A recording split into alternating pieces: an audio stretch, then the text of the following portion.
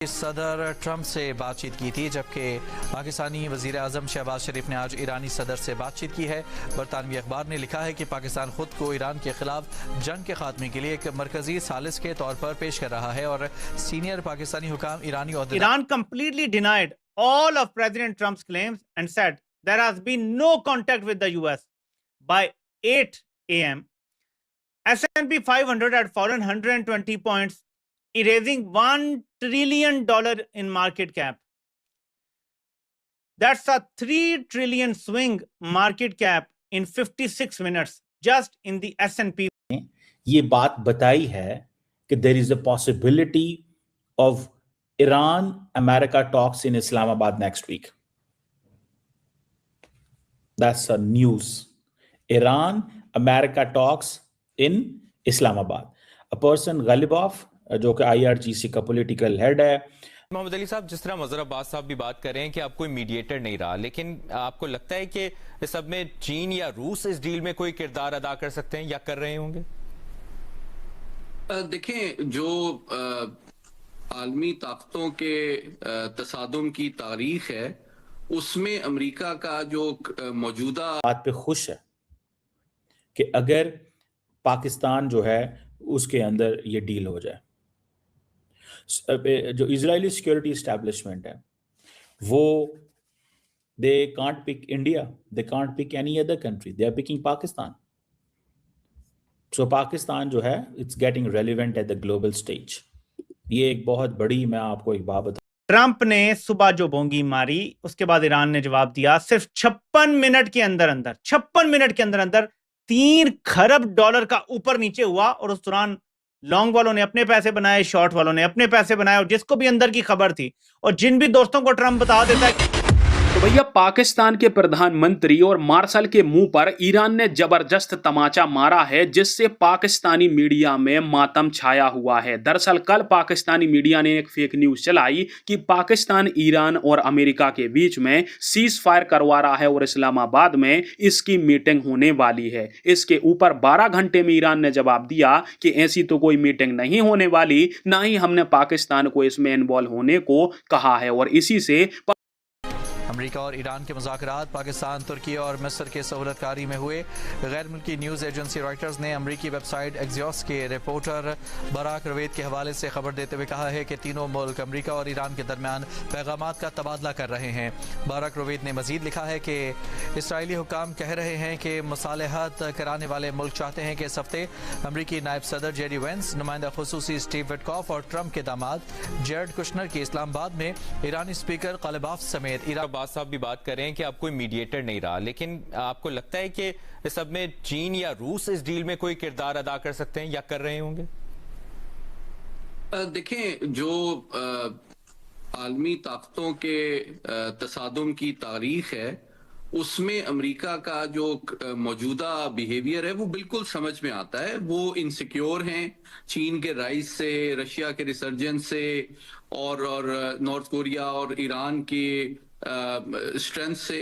और इस वक्त अमेरिका जो है वो शदीद गम गुस्से का शिकार है और वो इस वक्त वो पीस की जानिब मुतवज्जा होने से ज्यादा वो एक डेस्परेट और ज्यादा ड्रास्टिक एक्शन के अनफॉर्चुनेटली मैं जो एहतमाल है उसको ज्यादा सामने देख रहा हूं। और दूसरी बात ये है कि देखिए, पिछले हफ्ते इकोनॉमिस्ट की कवर स्टोरी थी, उसमें सदर ट्रंप के बारे में यही कहा गया था कि जनाब he is a bad loser, और जो बैड लूजर होता है he can be very dangerous, क्योंकि वो फिर बहुत ड्रास्टिक एक्शंस ले सकता है। और जिस तरह के आप जानते हैं शुरू में भी कहा गया कि उनको इंटेलिजेंस और पेंटागन की तरफ से जो ब्रीफिंग दी गई वो आपके प्रोग्राम पे मैं पहले भी कह चुका हूं कि उनको बताया दिया गया था कि कोई क्विक क्लीन डिसाइसिव विक्ट्री आपको ईरान के खिलाफ नहीं मिलने वाली है। ये उनकी फौज और इंटेलिजेंस की असेसमेंट थी, लेकिन बहरहाल कमांडर इन चीफ तो ट्रंप साहब हैं, उन्हीं का फैसला था कि जंग में जाना है। अब वो भुगत रहे हैं। तो जहां तक ये बात बताई है कि there is a possibility of Iran-America talks in Islamabad next week. That's a news. Iran-America talks in Islamabad. a person Ghalibaf, जो कि IRGC का political head है, he's a very powerful person in Iran. There is a possibility he will be talking with the Americans in Islamabad. और ये बात इजराइलियों ने confirm की है to the Axios.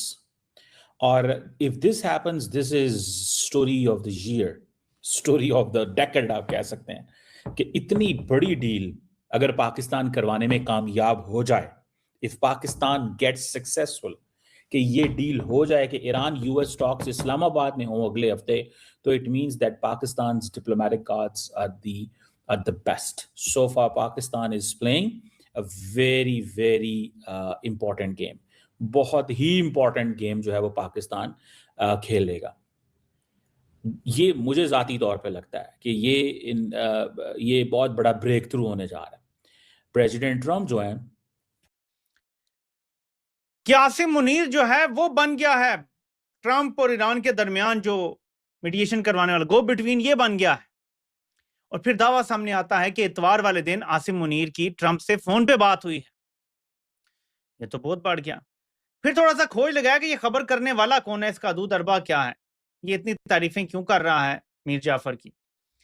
तो ये जी नेरी जिल्बर है, ये जर्नलिस्ट एनालिस्ट है, ये कवरिंग मिडिल ईस्ट इसके बारे में लिखा। He is currently a correspondent for the Financial Times and also serves as an advisor to Israel Policy Forum, where he host the Israel Policy Pod. तो आपको इससे ज्यादा मुझे किसी का तारुफ करवाने की जरूरत नहीं है, बाकी आप इसके बारे में खुद सर्च कर लें। नाम मैंने आपको बता दिया, जिसने फाइनेंशियल टाइम्स में ये लिखा है जी कि ये बड़ा जबरदस्त बंदा है और ये जबरदस्त ट्रम्प से बात कर रहा है, ईरान से कर रहा है। ठीक है जी, यहाँ पे मैं खत्म करता हूं। ईरान की तरफ से उनकी एक एम्बेसी ने ये पोस्ट किया है कि ट्रम्प ने एक दावा किया है। आप कहेंगे ये मैं क्या आपको स्टीयरिंग व्हील दिखा रहा हूं। ट्रम्प कहता है कि जो स्ट्रेट ऑफ हॉर्मज़ है वो आयतुल्लाह जो उनके लीडर हैं अभी, उनके साथ मिलके मैं मिलके चलाऊंगा। यानी अब जो स्ट्रेट ऑफ हॉर्मज़ है, अब नया हॉर्मज़ है, वो हम मिलके चलाएंगे। तो ईरान ने ये पोस्ट किया है कि मिलके चलाने का मतलब है कि असल वाला स्टीयरिंग व्हील ईरान के हाथ में है और तुम्हें बच्चों वाला स्टीयरिंग व्हील मिल जाएगा। ये वो मतलब तंज कर रहे हैं कि बच्चों की तरह ये बातें कर रहा है कि मैं मिलके चला लूंगा। तो दोस्तों, पाकिस्तान अपने आप को एक बहुत बड़ा सुपर पावर कंट्री साबित करना चाहता था, जिसके सारे अरमानों पर ईरान ने पानी फेर दिया है। बेसिकली पाकिस्तान का एक टट्टू पत्रकार है, नाम मुझे याद नहीं, फाइनेंशियल टाइम और रॉयटर के अंदर उन्होंने झूठा आर्टिकल छपवा दिया कि ट्रंप से मुनीर बात कर रहा है फोन के ऊपर और शहबाज शरीफ ईरान के राष्ट्रपति से बात कर रहा है। और पाकिस्तान ने इनसे कहा है कि अब बहुत युद्ध हो गया, हम तुम्हें ऑर्डर देते हैं, इस्लामाबाद आओ और यहां पर आकर सीज फायर साइन कर दो। यह बात करी थी पाकिस्तान के पत्रकारों ने और इसको लेकर पाकिस्तानी मीडिया छाती पीट रहा था कि देखो हम एटॉमिक सुपर पावर हैं, हम अब ईरान और अमेरिका की जंग रुकवाएंगे क्योंकि ये हमारे पैरों में पड़ गए हैं कि इस जंग को रुकवा दो। अब जैसे ये खबर ईरान को पता चली तो ईरान की तरफ से बात कही गई कि हमने पाकिस्तान को युद्ध रुकवाने के लिए कोई रिक्वेस्ट ही नहीं भेजी, हम तो अमेरिका के साथ लड़ाई रोकने वाले भी नहीं हैं जब तक अमेरिका हमारी ऑफिशियल शर्तें नहीं मानता।